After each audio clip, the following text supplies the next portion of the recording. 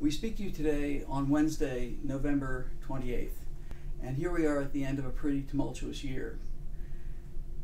We have been monitoring the Tax Reform Act very closely to see the implications for real estate investors, and in particular the 1031 exchange issues. We will be forwarding you in the next day or so a breakdown of the implications of the bill as we understand it today that Cohn-Resnick had helped to put together.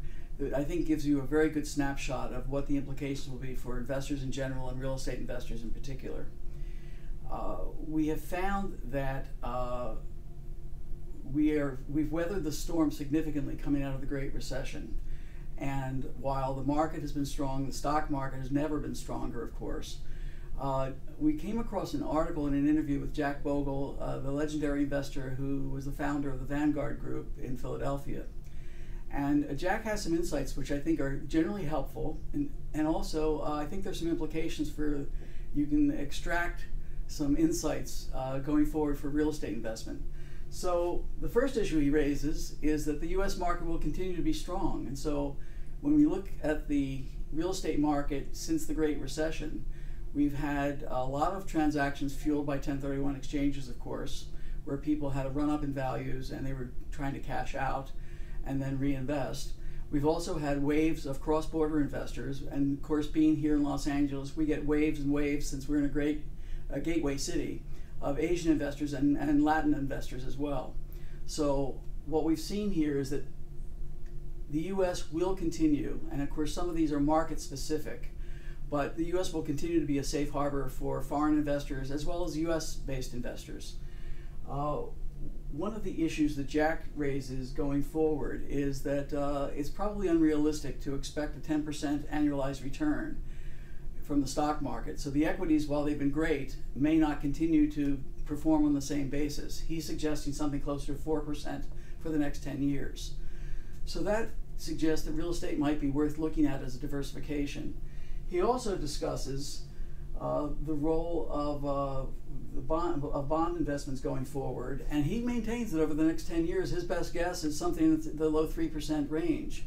So again, if we've characterized these net lease assets as bond equivalent investments, we want to say, well, how does that really match up? And of course the cap rates have compressed dramatically here in this last 10 years since the Great Recession.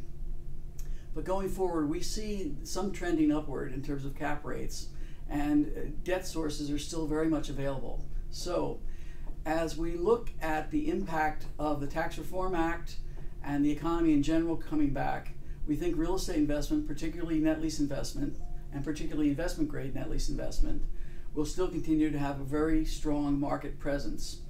We have found over the years that we have been most effective on behalf of clients utilizing our investment grade inventory.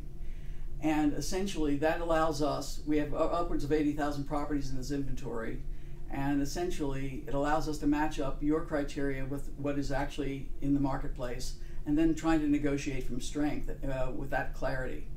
So going forward, we think that you may want to adjust some of your expectations in terms of returns based on Jack Bogle's insights, and we can match up your best of breed net lease assets from our database and produce very effective executions on your behalf. We have great debt sources as well, and so we would hope that you would continue to come back to us on a regular basis as you have this year. We should take a moment to thank you for your the engagements and the assignments that we've had this year. It's been another terrific year for us, and so we look very much forward to 2018.